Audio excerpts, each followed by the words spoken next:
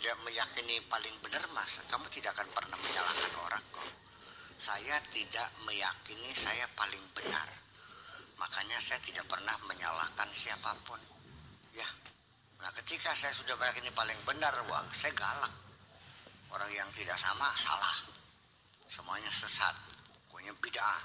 Kalau bid'atin dolalah, wa kullu dolalatin finar. Neraka semua. Dan siapapun yang ingin masuk surga, saya larang. Kecuali harus saya saja yang masuk surga, yang berhak masuk surga. Kayak Bapak Tuan BK. Non? Ya itulah begitu kira-kira. Itu. Kayak manu in bi'aza hadzal ruh. Ya. Supaya mereka aman, in bi'aza hadzal ruh, akan bangkitnya semangat ini. Alladzi lam yaqifu lahu marratan fi maidan, yang tidak pernah mereka hadapi, ya, satu kali dalam medan pertempuran. Walladzina amanu watma'annu, dan yang mereka aman dan tumaknina mundu an hazaruhu wa kabbaluhu, sejak mereka mengancamnya, sejak mereka membelenggunya, bisyattal wasail, dengan berbagai macam cara.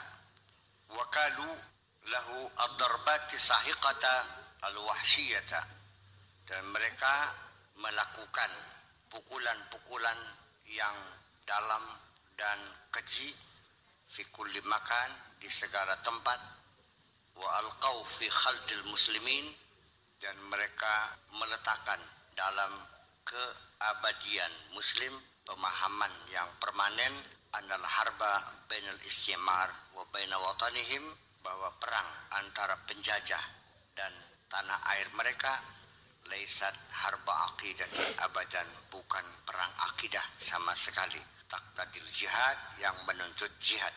Innama hiya faqat harbu aswaq wa khamad wa marakis wa qawaid. Semata-mata itu hanyalah perang pasar, perang mencari bahan mentah, bahan baku, wa marakis, dan jabatan-jabatan, wa qawaid, dan pangkalan-pangkalan militer. Kami sama pada da'ya lil jihad, dari situ tidak perlu berjihad. Nah, ini kan satu upaya mereka untuk mematahkan semangat jihad, bahwa umat Islam nggak usah menggunakan kata jihad ketika mereka memerangi penjajah. Jadi tidak ada urusan dengan jihad, karena ini urusannya urusan kepentingan ekonomi, mencari sumber-sumber alam, kekayaan alam, ya kan gitu, dan kemakmuran dan sebagainya.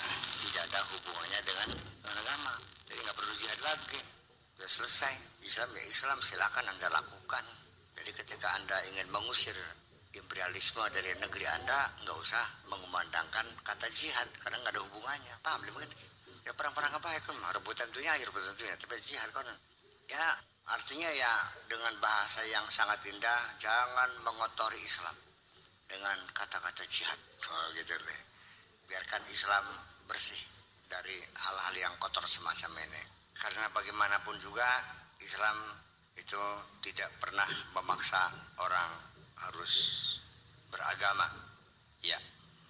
Laqad inqada al-Islamu as-sayfa, bahwa Islam telah menggunakan pedang, wa nadala, berjuang, wajahada, dan berperang, fi tarikh tawil, dalam sejarahnya yang panjang.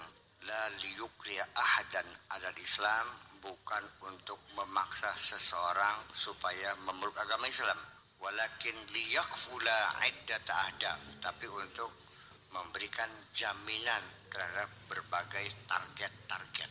Uluha taqtadil jihad, semua itu memerlukan jihad. Jadi hanya untuk memberikan jaminan keamanan. Apakah keamanan yang perlu kita jamin? Bahwa kita bukan hanya sekedar hidup, tapi ada jaminan-jaminan. Kita membuat benteng-benteng pertahanan, mengamankan hal-hal yang strategis. Apakah itu keamanan pangan, apakah keamanan budaya, apakah keamanan ekonomi, dan sebagainya. Iya sih, gimana-mana. Ya ini kan persoalannya kan begini. Negara-negara ketiga ini kan belum berpikir bagaimana mengamankan pangan mereka. Ya, bahwa sekarang ini dibuat oleh mereka supaya negara-negara berkembang ini tetap dalam ketergantungannya terhadap mereka, supaya kita tidak berkutik dan supaya kita selalu nurut apa yang mereka inginkan, maka dikondisikan supaya kita selalu bergantung kepada mereka dalam hal pangan, ya, sehingga nantinya akan terkondisikan bangsa-bangsa ini makannya adalah didapat dari seberang lautan. Keamanan pangan ini hal yang paling strategis, bukan hanya teritorial, dan ini penting keamanan pangan. Ya, keamanan budaya. Sekarang kan nggak ada yang melindungi, karena orang baru ngerti keamanan teritorial, batas border, ini batas negara, itu yang dikawal. Ya itu mah fisik, yang non fisik yang nggak kelihatan mata ini nggak pernah dikawal. Budaya kita sudah kebobolan kok, udah hancur-hancuran kita nih budaya. Ya, kita sudah banyak kehilangan budaya kita yang mengarah kepada hilangnya identitas bangsa ini. Begini Bung, saya ingin bicara lebih jelas lagi supaya paham kenapa gula impor lebih murah dari gula lokal, padahal kualitas lebih bagus gula impor. Gulanya putih, kalau gula lokal ireng, kuning, ya, terus manisnya enak, harganya murah. Kenapa? Ini kan dikondisikan. Paham di sini? Ya iya, ini kan dikondisikan. Ya saya kan gak masuk akal sebagai negara agraris kok gula impor, bawang putih impor, beras impor. Ya artinya kita kan sekarang sudah mulai melangkah. Nanti suatu ketika makanan bangsa kita ini harus didatangkan dari seberang lautan. Pertama kali kita melihat bahwa gula impor itu harganya lebih murah. Itu karena ada sistem dumpingnya, subsidi dari negara mereka kepada petani-petani gula di sana. Ya kan gitu, dibeli oleh negara dan disubsidi untuk diimpor dengan harga yang lebih murah dari gula lokal. Secara ekonomis kita lebih untung beli yang lebih murah daripada kita menanam sendiri, harganya mahal, nggak laku. Ya kan begitu. Nah, nanti lama-kelamaan kita sudah tidak doyan lagi dengan gula lokal kita. Kenapa? Karena pabrik-pabrik gula kita ini adalah mesinnya masih angger sing bengen mula gawean Belanda. Ya kan? Yang hasilnya kurang bagus. Mereka sudah canggih bikin pabrik yang lebih canggih lagi sehingga sisa-sisa sedimen itu semua menjadi bermanfaat semuanya. Nah itu nanti kalau kita sudah mengandalkan memilih impor daripada ini, lama-kelamaan petani tebu semakin lesu. Lama-lama pabriknya gulung tikar.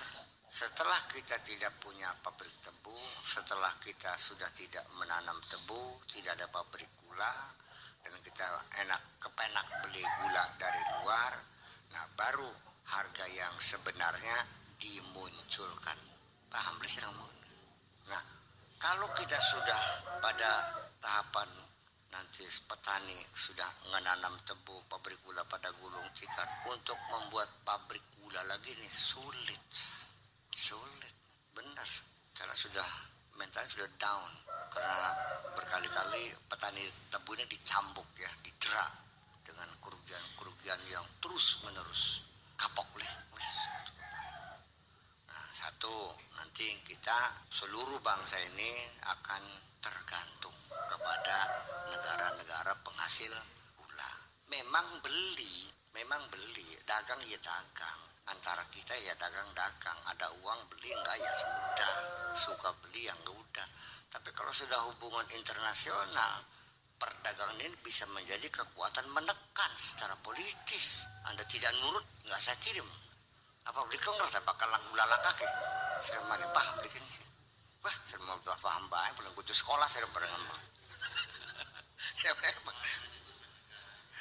Ya makanya itu salahnya. Ya, apakah saya ini salah pemahaman atau memang orang belum paham, ya nggak tahu. Ya memang itu disengaja. Itu ada strategi bagaimana membuat negara-negara berkembang ini selalu bergantung ekonominya kepada negara besar, sehingga engkone gampang diatur, beli nurut gampang jalan tike publikin ki. Sangan boleh bisa jawabnya berpaham. Keselutek sih nurut leh. Mereka ya wis nurut yo. Nah itu persoalannya. Jadi bagaimanapun juga saya tetap tidak percaya slogan-slogan yang dikumandangkan mereka dengan membantu negara berkembang, membantu ekonomi, penyehatan moneter, transfer teknologi, ya kan? Bobat KB, barang emah. Kalau iya mereka bersungguh-sungguh ingin membantu membangun ekonomi kami, ya silahkan buktikan bantuan-bantuan itu untuk membangun ekonomi kita yang sifatnya merupakan tulang punggung ekonomi, yaitu di bidang pertanian dan pendidikan umpamanya, kan gitu. Jangan membantu tapi di sektor-sektor yang non strategis, yang sifatnya hanya komersial, yaitu bangun hotel, bikin tempat wisata, wayakun mah dudu bantu orang yang ngerup mengkonon mah. Paham bisa lagi? Ya kenapa mereka tidak mau bantu di bidang ekonomi? Karena bantuan ekonomi yang merupakan basic tulang punggung ekonomi berjangka panjang semua dan untungnya kecil. Investasi dalam pendidikan, ya kira-kira 50 tahun baru pulang pokoknya. Di pertanian paling tidak 20 tahun. Lalu menadul jatika, bisa diketok belikin ki. Selama tahun orang jati ki. Iya. Mereka nggak mau, pengennya apa? Di sektor-sektor yang profitable, yang kira-kira keuntungannya cepat dapat dipetik lagi. Ya bikin hotel-hotel turis. Bikin ngomong, kaduan ngomong ya. Tapi yang perlu saya sampaikan biar cerdas lah gitu. Iya. Yul paham ya sedek. Sakina teh keur mangan karo jangan lompong karo bakaran petek karo sambal. Alhamdulillah. Wis wareg puas dunya ge lega. Allah ya klenger. Dan orang-orang buta huruf masih banyak di kita. Orang bisa nulis. Macak orang gak kualik. Macak orang kualik.